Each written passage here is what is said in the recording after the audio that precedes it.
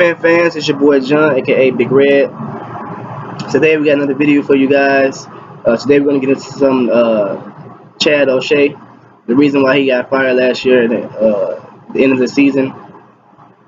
Also, we got some Josh Rosen news as well, and it kind of ties in with the the uh, the Chad O'Shea news as well. Um, Reports came out yesterday.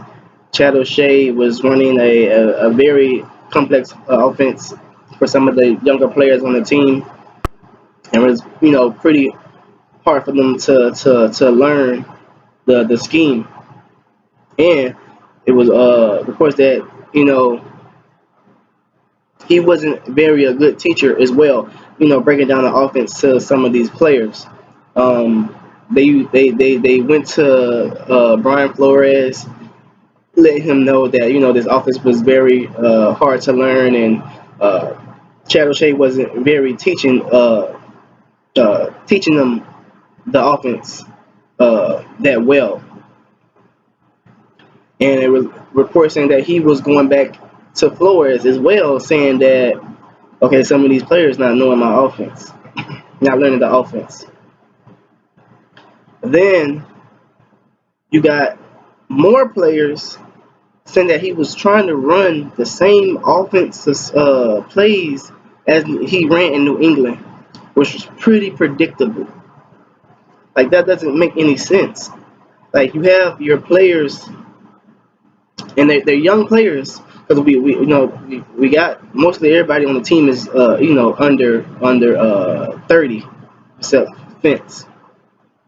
We got these young players that we drafted when we have, and also we pulling players from off the practice squads as well, and they coming in. This is their first year, the first season, and they're coming to you, and you know that the offense that you're running is very complex and very hard for them to learn. And also, you're not teaching it to them in the way that they learning it. And I'm pretty sure it's very difficult for those guys last year. And for you not to switch up the playbook and and just throw that out and just be like, okay, these guys not learning the playbook. They're young. Let me try to make it easy for these guys. No, he continued to run the same plays the whole year. And it was like it was persons that Fence was the only one that knew the playbook. Fence played what 15 years now in the NFL. So I'm pretty sure Fence done been around a whole bunch of offensive coordinators. He done seen a lot of defensive schemes. I'm pretty sure he knew off the bat, the offense better than anybody on the offense. So they let him go. They bring in Chad. Um, I can't say his last name, but Chad. They bring in Chad out of retirement, and he's gonna be the new offensive coordinator. Chad Gailey. There you go, Chad Gailey. Bringing him, and he's gonna be the new offensive coordinator. Um, Josh Rosen. Um, I kind of feel sorry for him because now seeing what happened last year in the offense, and everybody knows the offensive coordinators, from college up to now, and we do see that he can win games because it's not like he can't win games. He did it in Arizona. He won games.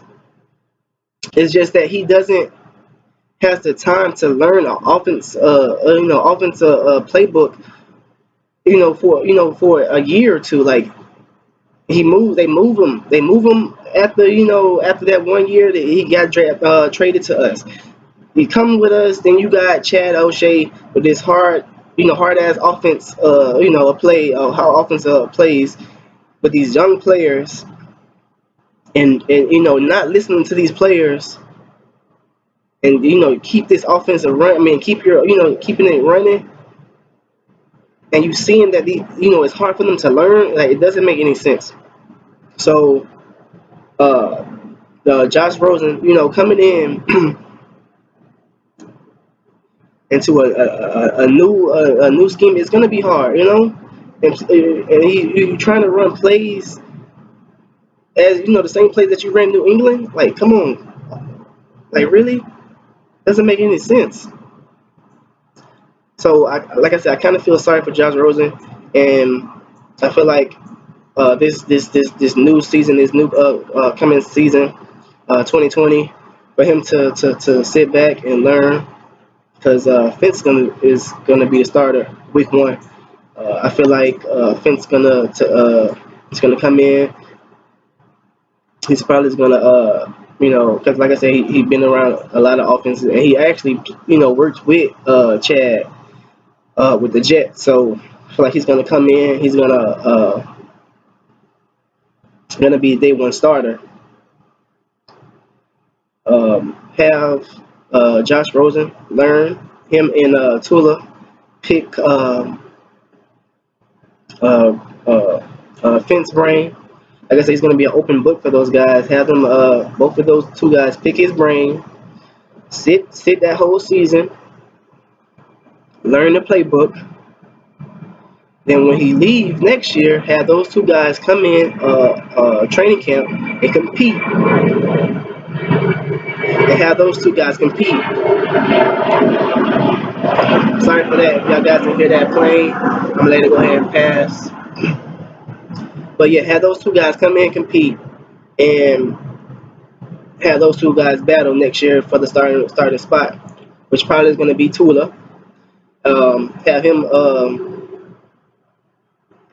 He's probably going to end up beating him out, but we never know. But have those two guys battle in next year, see who wins that starting job. But this year, I feel like those two guys should pick Fence Brain, sit back, and learn much as possible. You know. Um, then there's also it was reports that this offseason teams were contacting Miami for a possible trade for Josh Rosen. I feel well for Josh, but they wouldn't really bite. The report saying that they wasn't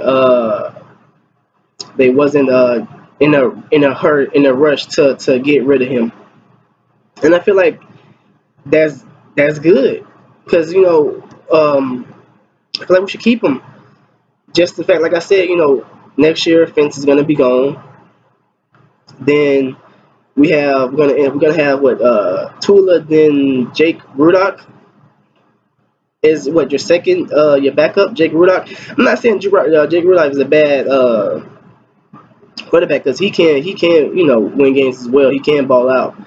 But I feel like having Tula and Rosen is like a 1-2 punch combo. Like I said, that's gonna be their second year in that offense, and so the sky's the limit. You know, um, I feel like they should keep him, but if a team throws a good price, that you can't refuse, what do? Do you trade them or do you keep them?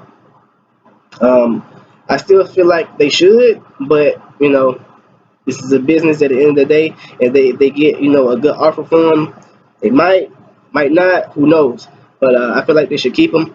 Like I said, that's going to be that 1-2 punch combo, and you know it's going to be that year two, and both of those guys in that offense, and they're going to light it up.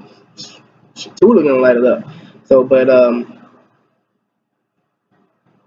I think they should keep him. Then it goes back into Chad O'Shea offense.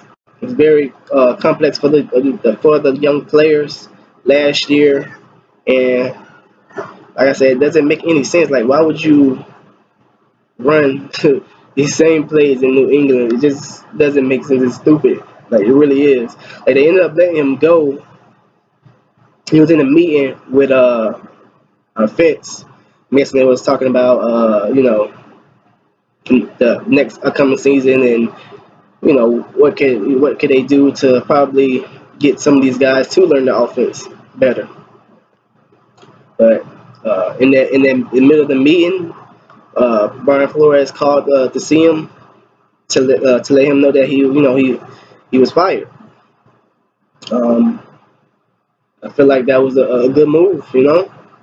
Like if you got these players coming to these young players coming to you every day, now you know that this offense is a very complex offense, and he's not willing to help to teach these guys, get them out, get them out, bring somebody else in. So I'm very excited for this next year coming up, and very excited for Josh Rosen and Tula as well, because I feel like we should keep him. But who knows if Miami get a good offer? Who knows? But I'm gonna end it off right here. As I always say, you guys go ahead and comment. Tell me what you guys think. What we should do. What you guys should do if it came down to trading him. Would you guys trade him or would you guys keep him? Comment, like, subscribe to the channel as well. And it's your boy John, aka Big Red, and I'm out.